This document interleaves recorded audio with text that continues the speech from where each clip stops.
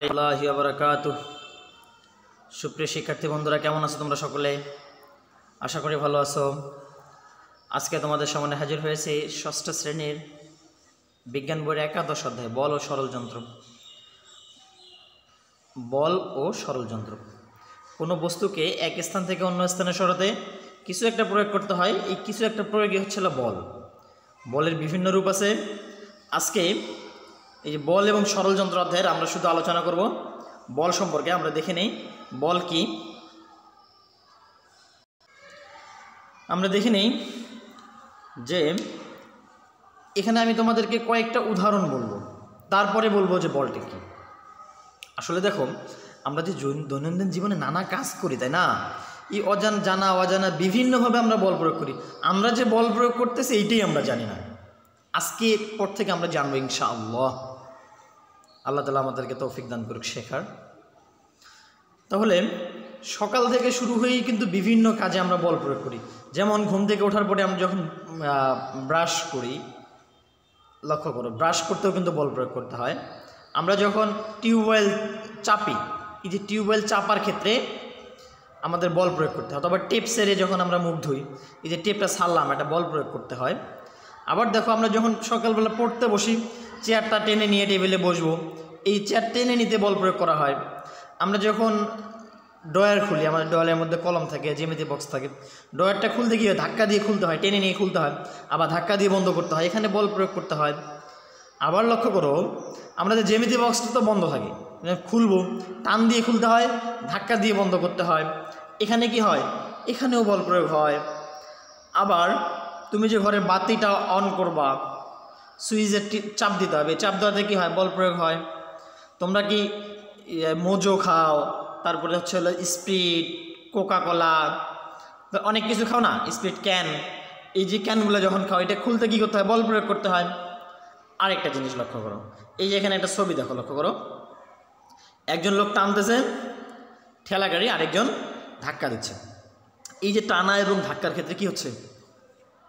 বল প্রয়োগ হচ্ছে। এখানে কিন্তু নিচে যে চিত্রে 1.1 ছবিতে লেখা আছে, বল হচ্ছে টান, ধাক্কা বা টান। তাহলে আমরা অনেকগুলো উদাহরণ দেখলাম, আরও উদাহরণ দিতে পারি। আমরা যখন ফুটবলে শট দিই, তখন কি হয়? ফুটবলে যখন আমরা লাথি দিই, তখন কিন্তু আমাদের ধাক্কা দেওয়া হয়ে যায়। এই যে একটা ধাক্কা দিলাম, এটা বল প্রয়োগ করা হয়। তাহলে এই যে এতগুলো ঘটনা, এখানে কি কি সম্পৃক্ত? একটা জিনিস সম্পৃক্ত ধাক্কা দেওয়া, আরেকটা হলো টানা। এই দুটা সম্পৃক্ত, যে এই ধাক্কা এবং টানটাই হলো বল। এটাই হচ্ছে বল। বল কি বুঝতে পারছো? যে কোনো কাজ করার ক্ষেত্রে টানা, ধাক্কা দেওয়া, চাপ দেওয়া, এটাই হচ্ছে বল। এখন আমরা দেখব বস্তুর ওপর বিভিন্ন প্রকার বলের প্রভাব। কি দেখব? বস্তুর ওপর বিভিন্ন প্রকার বলের কেমন প্রভাব পড়ে। তোমার নিশ্চয়ই রাবার আছে, রাবারটা বাঁকালে, মোড়ালে, চেপে ধরলে, টানলে আকৃতি পরিবর্তন হয় না? হয় নিশ্চয়ই।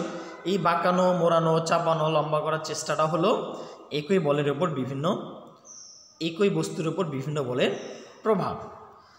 অর্থাৎ এখানে দেখো, রাবারের ছবি দেখতে পাওয়া যাচ্ছে। এই রাবারটাকে মোড়ানো যায়, তারপরে হলো পেঁচানো যায়, সোজা করা যায়, বিভিন্ন রকম করা যায়। তখন একটা জিনিসের আকৃতি বিভিন্ন রকম চেঞ্জ হয়ে আসে, তাই না? আচ্ছা, তোমরা মার্বেল খেলছো তো নাকি? আরেকটা উদাহরণ, আচ্ছা, মার্বেল যখন একটা মাটিতে রাখবা, আরেকটা মার্বেল দিয়ে যখন আরেকটা মার্বেলকে বাড়ি দিবা, এই মার্বেল লাগা মাত্র কি ওই মার্বেলটা সরে যায় না? কিছুক্ষণ পরে যায়, কিন্তু আবার অফ হয়ে যায়। এই যে তুমি মার্বেলকে, এক মার্বেল দিয়ে আরেক মার্বেলকে মারলাম, এটা কি হলো? ধাক্কা দেওয়া হলো। এই মার্বেলটা কি বল প্রয়োগের ফলে সরে চলে গেল আরেক জায়গায়। এবং মাটিতে একটা আকর্ষণ বল আছে, এই আকর্ষণ বলের কারণে আবার একটা সময় সে স্থির হয়ে যায়। তাহলে এটাও কি একটা বল? এটাও কি একটা বল? তাহলে আমরা কিন্তু বল দেখতে পেলাম, আসলে বল জিনিসটা কি। আরও কিছু উদাহরণ দেওয়া যেতে পারে। ধরো, কোনো একটা মাইক্রো বাস হয়তো রাস্তায় বিকল হয়ে পড়ে আছে, একে যদি আমরা চালু করার জন্য ধাক্কা দেওয়া প্রয়োজন হয়, একজন ধাক্কা দিলে কি নড়বে না? 4-5 জন যদি একসাথে ধাক্কা দিই, তাহলে এটা নড়তে পারে এবং একটা সময় প্রয়োজন হলে গাড়িটা আবার স্টার্ট নেবে, চলবে, তাই না? তাহলে কি হয়? এই যে বল প্রয়োগের ফলে বস্তুর অবস্থানের পরিবর্তন হয়। কি হয়? যেমন মার্বেলটা চলে গেল, এই মার্বেলে কি হলো? অবস্থানের পরিবর্তন হয়েছিল। তাহলে বল প্রয়োগের ফলে বস্তুর অবস্থানের পরিবর্তন হয়। আর কি হয়? বিভিন্নভাবে বল প্রয়োগ হয়। অর্থাৎ কোনো জিনিসকে, মার্বেল আমি একাই দিতে পারি। আবার একটা মাইক্রোবাসকে যখন আমি ধাক্কা দেব তখন কি একাই বল প্রয়োগ করলে কাজ হবে না, এর মাত্রা অনুযায়ী এর ওজন অনুযায়ী আমাকে বল প্রয়োগ করতে হবে। তখন যখন আমি ধাক্কা দেবো তখন সেটা চলবে, তখন তার অবস্থানে পরিবর্তন ঘটবে। দেখো তাহলে এই যে বিভিন্ন যে পরিবর্তন হলো, এই পরিবর্তনগুলোকে আমরা এক কথায় একেবারেই সংক্ষিপ্তভাবে ছোট কথার মধ্যে নিয়ে আসতে পারি। কিভাবে আমি তোমাদেরকে একটা বক্সের মাধ্যমে দেখাচ্ছি এখনই, লক্ষ্য করো তোমরা এখানে। এই যে বল প্রয়োগের ফলে কোনো স্থির বস্তু গতিশীল এবং গতিশীল বস্তু স্থির হয় বা হতে চায়।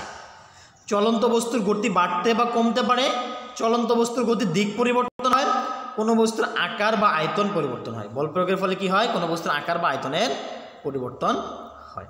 অর্থাৎ যা কোনো কিছু স্থির বস্তুর উপর ক্রিয়া করে তাকে গতিশীল করে বা করতে চায়, বা কোনো গতিশীল বস্তুর উপর ক্রিয়া করে তাকে স্থির করতে চায় বা তার গতি আকার আকৃতি পরিবর্তন করতে চায়, তাই হচ্ছে বল। আবার বলি, যা কোনো বস্তু স্থির বস্তুর উপর ক্রিয়া করে তাকে গতিশীল করতে চায়, অথবা কোনো গতিশীল বস্তুর উপর ক্রিয়া করে গতি আকার আকৃতিকে পরিবর্তন করতে চায় বা স্থির করতে চায়, সেটাই হচ্ছে বল। বৈদ্যুতিক সুইচ অফ অন করা, কোকের ক্যানের মুখ খোলা, মশলা পেশা, ঝোল বোঝা তোলা, ঢিল মারা, নৌকা বওয়া, চলাফেরা করা, কম্পিউটারের মাউসে ক্লিক করা ইত্যাদি ক্ষেত্রে বল প্রয়োগের ব্যবহার দেখা যায়। এমনকি মোটর গাড়ি, রেলগাড়ি, উড়োজাহাজ, ঠেলা গাড়ি, রিক্সার প্যাডেল সব কিছুতেই বলের প্রয়োগ আছে।